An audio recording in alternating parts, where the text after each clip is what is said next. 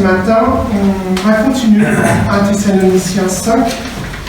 On avait vu la semaine passée le verset 16 où on parlait de « Soyez toujours joyeux ».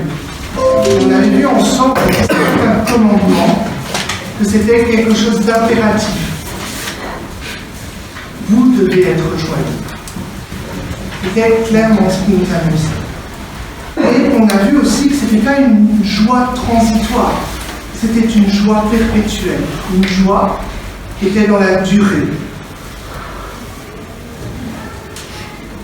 Et que cette joie, on l'avait au fond du cœur parce qu'on avait la ferme assurance que Jésus est mort sur la croix. C'était cette joie-là que nous avons en nous et qui nous réjouissait tout le temps. Cette semaine, on va au deuxième verset. Donc, cette semaine, nous allons voir le verset 17 qui nous dit « Priez sans cesse ». Et cette semaine, donc on avait vu la semaine passée « Soyez toujours joyeux ». Et cette semaine, nous allons voir le verset 17 qui nous dit « Priez sans cesse ». Et en fait, ces deux passages, ces deux versets, ils sont indissociables. Ils sont ensemble. On ne peut pas juste prendre « Soyez toujours joyeux » et c'est tout. Il y a les deux qui sont liés, intimement liés. Et en fait, c'est un commandement simple, priez sans cesse. Et je pourrais clairement terminer mon message, dire « Mes amis, je vous exhorte à prier sans cesse. Voilà, fin du message, rentrez tous chez vous. Amen. » Mais en fait, c'est beaucoup plus compliqué que ça. Il y a des petites subtilités là derrière. Il y avait un ami pasteur à moi qui disait toujours « Prier, c'est comme respirer. Il faut que la prière devienne comme une respiration. On respire sans réfléchir. On inspire, on expire sans réfléchir. Prier, ça doit être la même chose. On doit prier sans réfléchir. Ça doit être quelque chose qui est dans la vie de tous les jours. On marche en rue, on voit une belle fleur, on prie. Pour être reconnaissant de cette belle fleur. On marche en rue, on voit une dame tomber et on l'aide à se relever, mais on prie en soi pour que cette dame n'ait rien, qu'elle se rétablisse. Ça doit être spontané, naturel. Nous ne devons pas retenir, faire des apnées de notre prière spirituelle. Parce que c'est ce que nous avons tendance à faire. Et moi le premier. On est souvent très occupés, on oublie de prier. Et nous faisons des apnées spirituelles. Et donc ce matin, j'aimerais que l'on voit un peu plus loin ce que cela veut dire pour nous, prier sans cesse. Et pour cela, je vais vous aider avec 3 points, 3 idées que j'ai eues par rapport à ce que c'est prier sans cesse. Mais j'aimerais vous dire que c'est juste 3. Il y en a plein d'autres. J'ai pris pour moi les 3 qui me semblent essentiels et j'ai développé ces 3-là. Mais vous allez vite comprendre qu'il y a d'autres manières de prier sans cesse. Et donc la première manière de prier sans cesse, c'est une prière avec insistance. C'est le premier élément. Prier avec insistance. Toujours, constamment. On prie avec insistance. Et je pense que c'est un bon point de départ. Et pour cela, on va regarder ensemble 2 paraboles.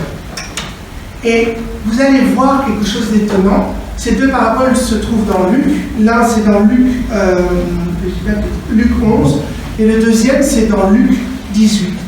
Mais ce qui est intéressant dans ces 2 paraboles, c'est que quand Jésus enseignait les paraboles, constamment, Jésus faisait un parallèle entre l'homme et Dieu. Mais dans ces 2 paraboles-là, il fait un contraste entre l'homme et Dieu, qui est différent. Et ce sont les 2 seules paraboles où il fait un contraste. Et ce sont 2 paraboles qui suivent un enseignement de prière. Alors, regardons ensemble la première parabole. Luc 11, verset 1. Un jour, Jésus priait en un certain lieu. Quand il eut fini, un de ses disciples lui demanda « Seigneur, enseigne-nous à prier comme Jean-Baptiste. » Là, il a ses disciples. Jésus leur déclara « Quand vous priez, dites « Père, que tous reconnaissent que tu es le Dieu saint, que ton règne vienne. Donne-nous chaque jour le pain nécessaire ou le pain quotidien. Pardonne-nous nos péchés, car nous pardonnons nous-mêmes à tous ceux que nous avons fait du tort. Et ne nous expose pas à la tentation. » Jésus leur dit encore, « Supposons ceci. L'un d'entre vous a un ami qu'il s'en va trouver chez lui à minuit pour lui dire, « Mon ami, prête-moi 3 pains. Un de mes amis qui est en voyage vient d'arriver chez moi, et je n'ai rien à lui offrir. » Et supposons que l'autre lui réponde à l'intérieur de la maison, « Laisse-moi tranquille, la porte est déjà fermée à clé. Mes enfants et moi sommes au lit, et je ne peux pas me lever pour te donner du pain. Eh bien, je vous l'affirme.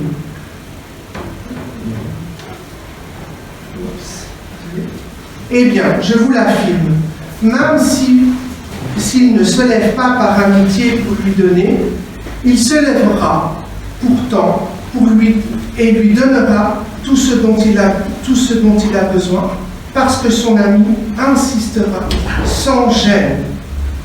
Et moi je vous le dis, donnez et vous recevez, cherchez et vous trouverez, frappez et l'on ouvrira la porte, car quiconque demande reçoit, qui cherche trouve, et l'on ouvrira la porte à celui qui frappe. Si l'un d'entre vous est père, donnera-t-il un serpent à son fils alors qu'il demande un poisson? Ou bien lui donnera-t-il un scorpion s'il demande un œuf? Tout mauvais que vous êtes, vous savez donner les bonnes choses à vos enfants. À combien plus forte raison donc le Père qui est au ciel donnera-t-il le Saint-Esprit à ceux qui le demanderont? Dans cette parabole, nous voyons le contraste de l'homme mauvais qui va quand même nous donner des bonnes choses. Et il termine en disant, à la plus forte raison, Dieu qui est bon, lui donnera d'office de bonnes choses. Et on voit d'abord dans la toute première partie de ce passage, au verset 2 jusqu'au verset 4, une chose intéressante. Il demande de prier en reconnaissant qui est le Père. Il demande que nous devons commencer par honorer le Père et son nom. Puis il dit qu'il faut prier pour les choses qui sont liées au royaume. Père qui es aux cieux, que ton nom vienne sur la terre comme au ciel. Et puis il dit de prier pour chercher la provision de chaque jour. Donne-nous notre pain quotidien. Il demande aussi de prier pour nos péchés et le pardon de nos péchés. Pardonne-nous à ceux qui nous ont offensés, comme nous pardonnons à ceux que nous avons offensés. Et enfin, il nous demande de donner la sagesse, afin que nous puissions continuer à résister à la tentation. Mais délivre-nous du mal. Ça, c'est la première chose que Jésus enseigne à ses disciples. Il demande de prier au Père de cette manière, dans ces différents états, d'honorer son nom, de lier son nom au ciel, de lui demander les provisions de chaque jour, de lui demander pardon pour le mal que nous avons fait et de nous protéger de la tentation. Mais à la suite de cela, il vient avec cette histoire de cet ami qui vient frapper à la porte et qui vient demander du pain. Il est minuit, on dort, et il faut savoir qu'à cette époque, en plein hiver, quand il faisait froid, on dormait tous ensemble dans le même lit pour se réchauffer. Et donc, quand il dit « mes enfants sont couchés » et qu'on est au lit, il n'avait peut-être pas envie de se lever par peur de réveiller ses enfants. Par peur de les réveiller. Et aussi parce qu'il n'avait probablement pas envie. Il dormait peut-être depuis 20 minutes, une demi-heure ou une heure, on ne sait pas.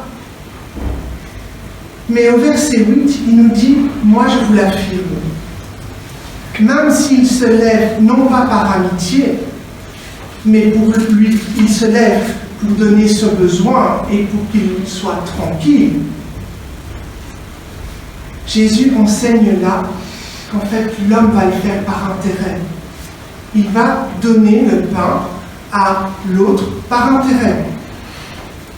Il ne donne pas par simple désir, mais parce qu'il y a un intérêt derrière, qu'il a besoin de quelque chose.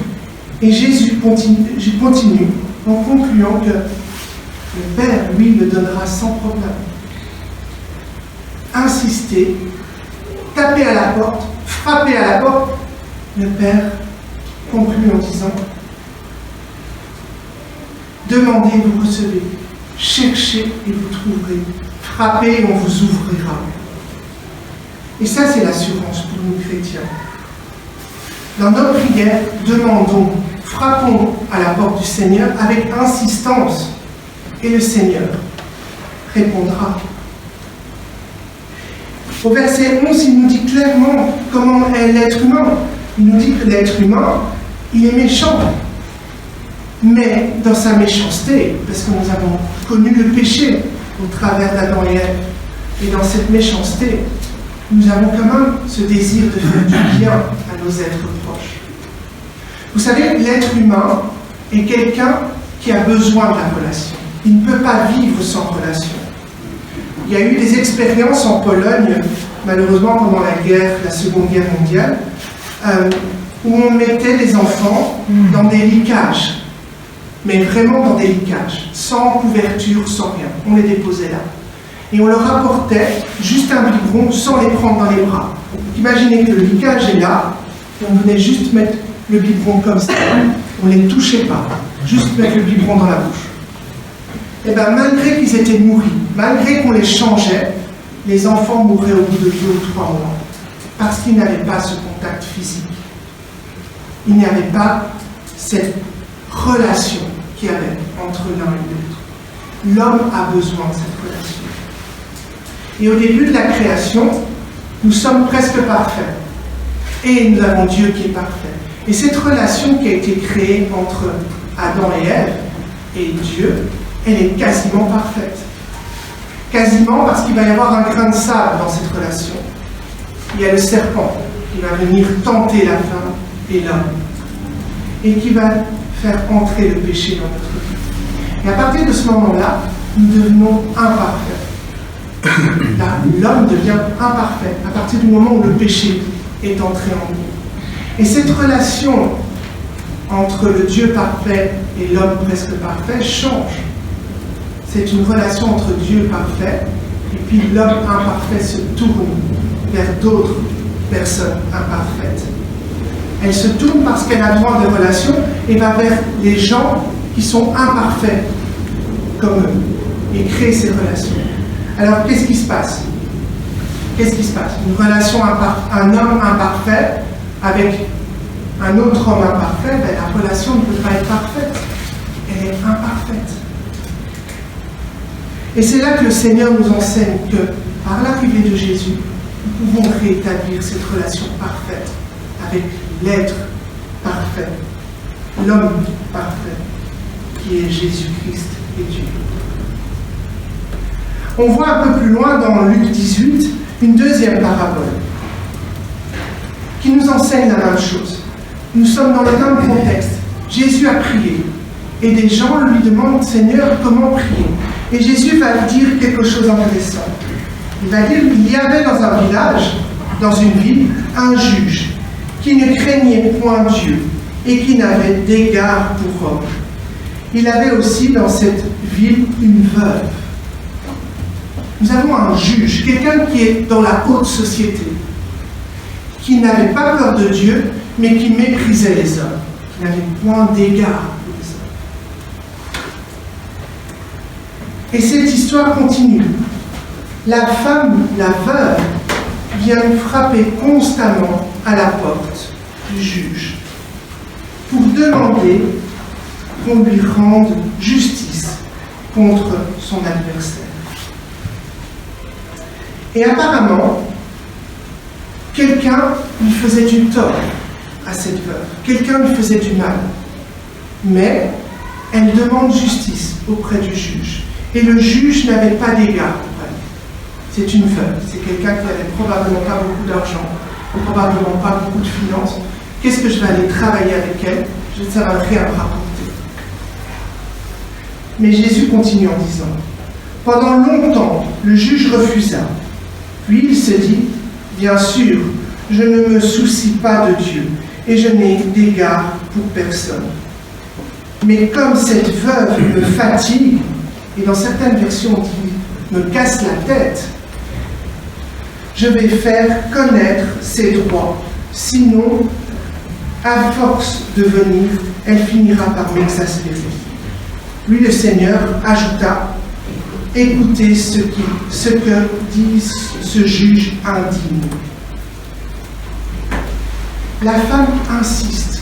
La femme est constamment, probablement tous les jours à la porte de ce juge en disant « Ouvre-moi la porte et rends-moi justice auprès des gens qui me font tort. » Et cet homme, on nous dit, refuse pendant longtemps.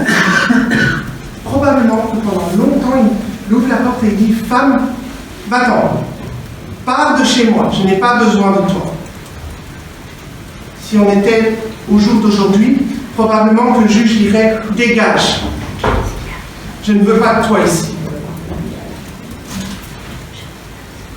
Mais à un moment donné, ce juge commence à dire « Je ne crains pas Dieu, je n'ai pas d'égard pour les hommes, je m'en fous des hommes, je suis supérieur à eux, je ne crains pas Dieu. » Mais cette femme commence à m'énerver. Cette femme commence à me casser la tête. Et pour qu'elle me laisse tranquille, je vais faire ce qu'elle me demande.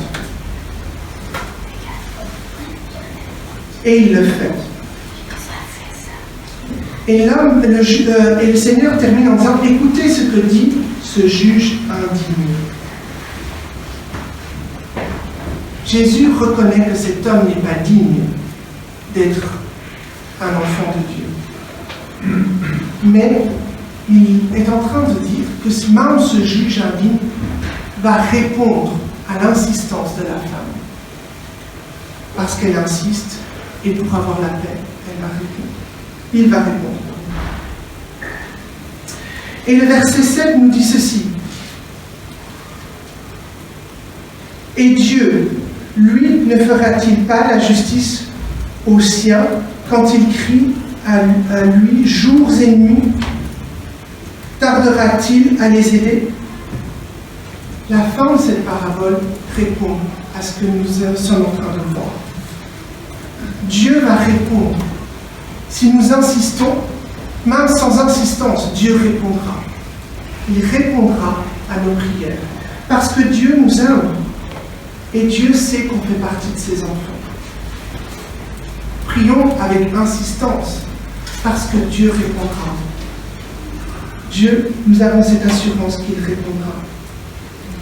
Priez, priez ainsi, priez avec persévérance, priez de façon suivie, priez en tout temps, n'abandonnez jamais la prière, parce que Dieu répondra. Et Dieu sera là. Matthieu 6, versets 7 et 8 nous dit,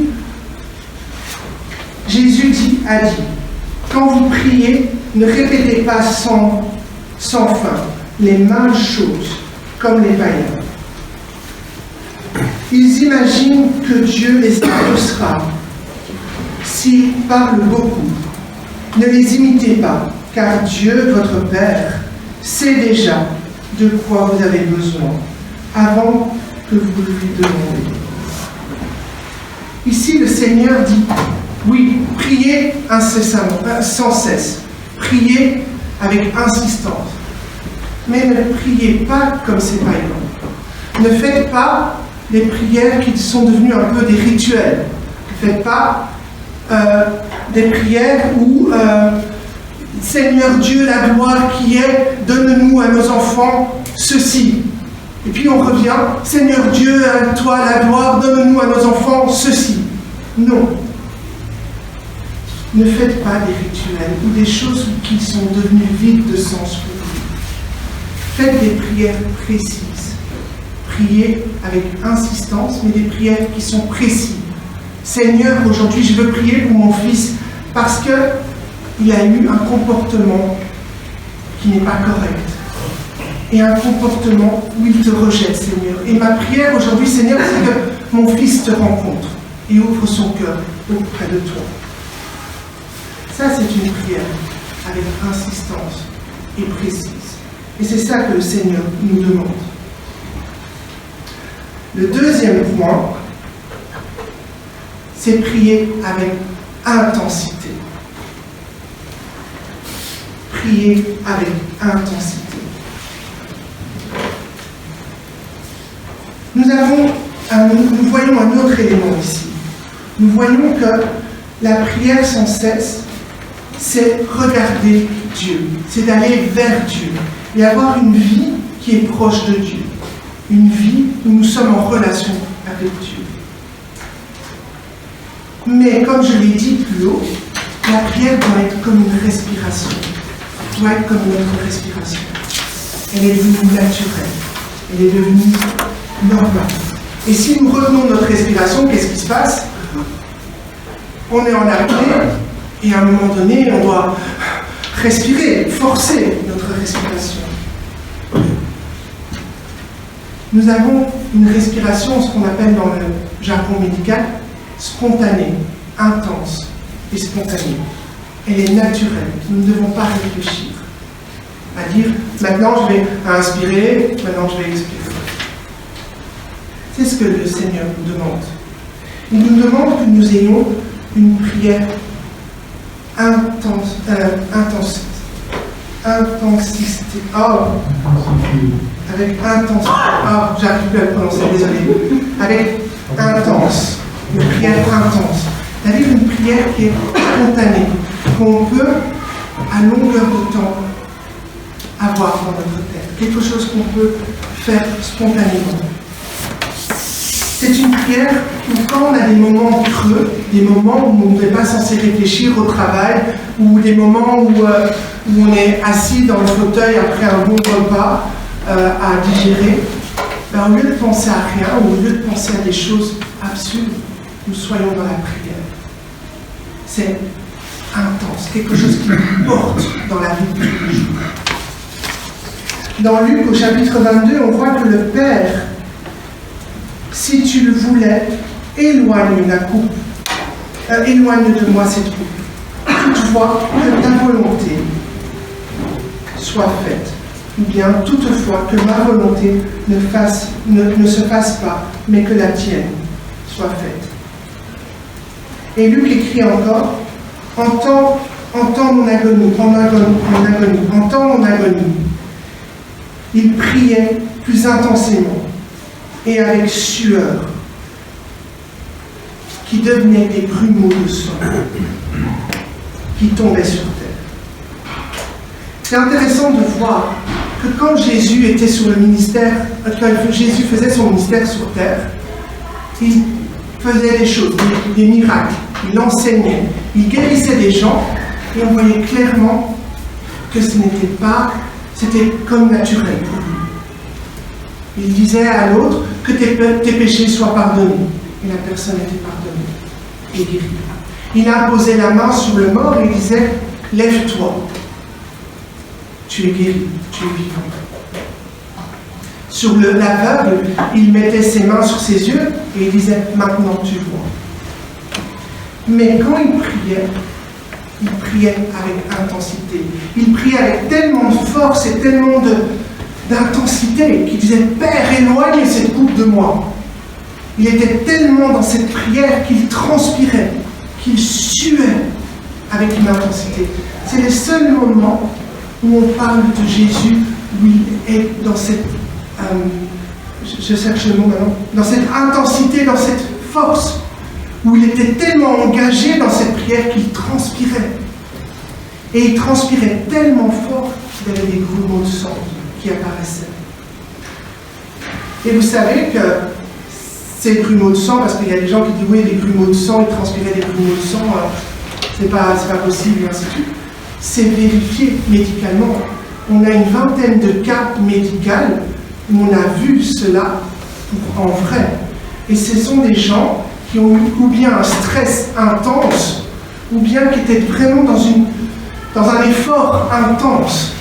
À ce moment-là, les capillaires au niveau de la peau sautaient et ils transpiraient du sang. Donc ça montre à quel point Jésus était dans cette prière, à quel point il était dans cette intensité de la prière. Il était probablement à genoux en train de crier, pleurer le Seigneur, Dieu, pour le libérer de cette coupe. Et donc cette expression d'intensité doit faire partie de nous dans nos prières. Nous devons prier avec intensité, prier avec force avec le Seigneur. Et peu importe comment on le fait, il y en a certains qui vont prier avec intensité en levant les bras et en disant « Seigneur, donne-moi tout ce qu'il faut ». Ou il y en a d'autres qui vont se taire, mais qui vont prier avec force.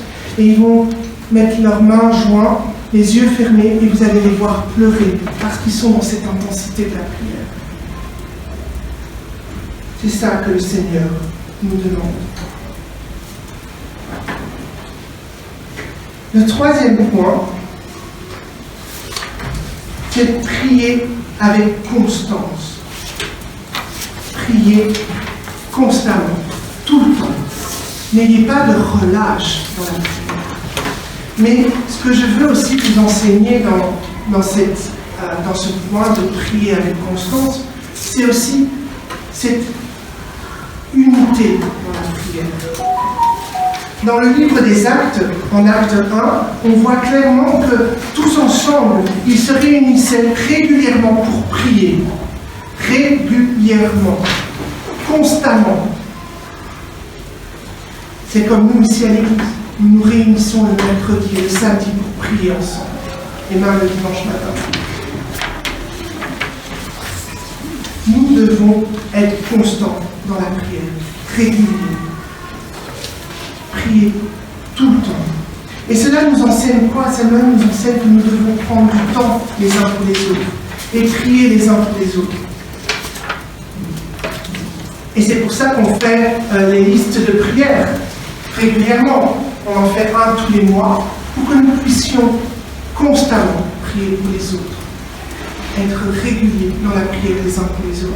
Pour que nos sujets de prière soient portés par d'autres et que ce soit plus intense et insistant auprès du Seigneur. C'est cela que le Seigneur veut. Soyons tous ensemble pour prier régulièrement. Éphésiens 6 nous dit « Faites en tout temps, par l'Esprit, toutes sortes de prières et de supplications. » Et dans le même ordre d'idée, c'est nuit et jour. Nous le prions avec une extrême ardeur. Nuit et jour, en tout temps, nous le prions avec une extrême ardeur, avec force, avec intensité. Alors pour conclure, j'aimerais voir avec vous si nous prions sans cesse. Est-ce que nous prions sans cesse? Je vous ai expliqué que la prière, c'est une relation entre l'homme et Dieu. Je vous ai dit que la prière, c'est cela. Et qu'à travers Jésus, à travers le sacrifice de Jésus, et si nous croyons en lui, nous rétablissons cette relation entre nous et Dieu. Et en fait, c'est un peu comme les réseaux sociaux, si j'ose prendre l'exemple. Si nous voulons liker une belle photo que quelqu'un a mise, si nous voulons montrer que nous apprécions ce que la personne a mis, parce que la prière c'est aussi de l'adoration, nous devons d'abord être amis avec cette personne. Ça veut dire que nous devons avoir un smartphone, créer un compte, et puis demander d'être amis avec cette personne. Créer un contact, un lien, créer une relation. C'est ce que Dieu nous demande. Et en fait, quand il nous montre prier sans cesse, ça veut dire soyons sans cesse en relation avec Dieu. Parlons constamment à Dieu. C'est ça que Dieu nous demande. Est-ce que nous sommes constamment avec Dieu? Est-ce que constamment nous lui parlons pour la moindre des petites choses que nous voyons, que nous ressentons? Et je vous ai dit tout au début du passage que les deux sont indissociables, que les deux versets sont indissociables. D'accord? Les versets 1 Thessaloniciens 5, versets 16 et 17 sont indissociables. Pourquoi?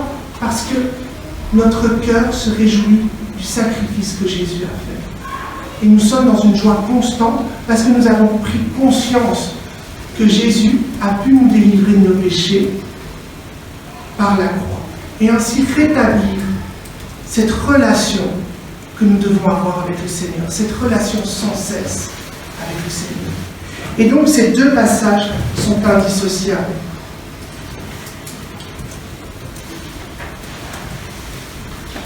Et j'aimerais terminer avec cette idée de Jean 14 que j'ai affichée. Ah non, c'est bizarre. C'est les autres. Désolé. De Jean 14 que l'on voit dans Jean 14, 16 qui dit Jésus leur dit, je suis le chemin à la vérité, et nul ne vient au Père que par moi. C'est le résumé de ces deux versets.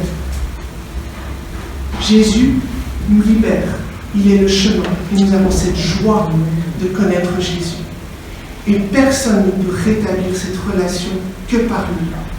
Et nous ne pouvons pas être en relation avec Dieu le Père si nous ne passons pas par Jésus. Et pour conclure, pour vous aider un peu dans cette prière et d'être sans cesse dans la prière, j'aimerais vous donner quelques pistes, quelques idées. Alors ce sont des pistes exhaustives, des pistes de prière exhaustives, mais ce sont des idées que nous pouvons avoir pour nous aider à être dans cette prière sans cesse. Premièrement, c'est que constamment, nous prions pour rendre gloire à Dieu. Constamment, prions et disons merci Seigneur. Deuxièmement, prions pour cette relation intime avec Dieu. Prions en disant Seigneur, merci d'être dans ma vie. Et j'aimerais que cette relation grandisse, que cette relation entre un père et ce fils, un père céleste et nous les fils terrestres, puisse continuer. Troisièmement, prions pour que nous puissions trouver des réponses à nos besoins. Seigneur, j'ai besoin d'avoir des réponses. Est-ce que je continue à travailler ou est-ce que je reprends mes études à temps plein? Seigneur, j'ai besoin d'avoir une réponse. Est-ce que cette maison-là est pour moi ou pas du tout? Prions pour que Dieu puisse nous donner des réponses. Prions aussi pour que Dieu nous donne la sagesse des choses. Prions aussi pour la délivrance de nos problèmes. Seigneur, je souffre par le décès de mon frère.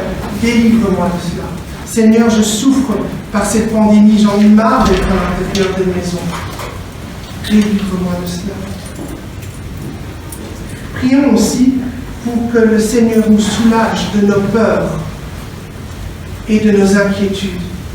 Seigneur, j'ai peur de ne pas avoir assez d'argent pour payer les études de mes enfants ou même pour leur payer assez de nourriture pour leurs besoins. Demandons au Seigneur de nous libérer de cela. Prions pour offrir des reconnaissances de toutes les bénédictions que Dieu nous a données par le passé. Merci Seigneur parce que tu m'as offert cette maison. Tu as mis cette maison sur le chemin. Merci Seigneur parce que tu nous as permis de venir dans cette communauté et de vous rencontrer. Soyons reconnaissants pour toutes les bénédictions que le Seigneur nous donne. Prions aussi pour que le Seigneur nous libère de la culpabilité et du péché. J'ai péché, Seigneur, je le sais, et je suis en faute, Seigneur, mais libère-moi du péché. Prions pour le salut des autres. Seigneur, je prie pour cette personne, mon voisin, qui a entendu la parole mais qui ne croit pas encore en toi. Faites en sorte qu'il puisse te rencontrer, Seigneur. Et puis, une dernière piste, c'est prions pour notre croissance spirituelle. Parce que nous sommes des enfants et nous devons constamment grandir. Ce sont des pistes. Il y en a plein d'autres. Je vous ai donné que 10 exemples de pistes, mais peut-être que vous en avez d'autres. Et vous pouvez peut-être les rajouter sur votre feuille. Mais ce sont des idées pour lesquelles nous pouvons être constamment en prière avec le Seigneur. Je vais prier. Seigneur, nous te remercions, Père, pour la promesse que tu nous fais dans 1 Jean 3, 22, où tu nous dis que nous demandons et nous recevrons. Nous demandons et tu nous donnes tout ce que nous avons besoin. Nous demandons, Seigneur, que nous puissions garder tes commandements et que nous fassions toutes les choses qui te plaisent, Seigneur. Nous savons ainsi que nos prières sont efficaces et puissantes parce que tu es le Dieu au-dessus de tout et que tu es celui qui répondra à toutes nos prières. Merci, Seigneur, d'avoir écouté à nos prières, d'avoir répondu à nos prières et d'avoir pu nous donner nos bénédictions, Seigneur. Et Seigneur, nous te demandons de continuer à nous bénir. Nous te demandons, Seigneur, que nous puissions continuer à recevoir ta gloire. Que tout cela soit fait selon ton plan et que nous puissions prier au nom du Seigneur Jésus. En ton nom, Amen.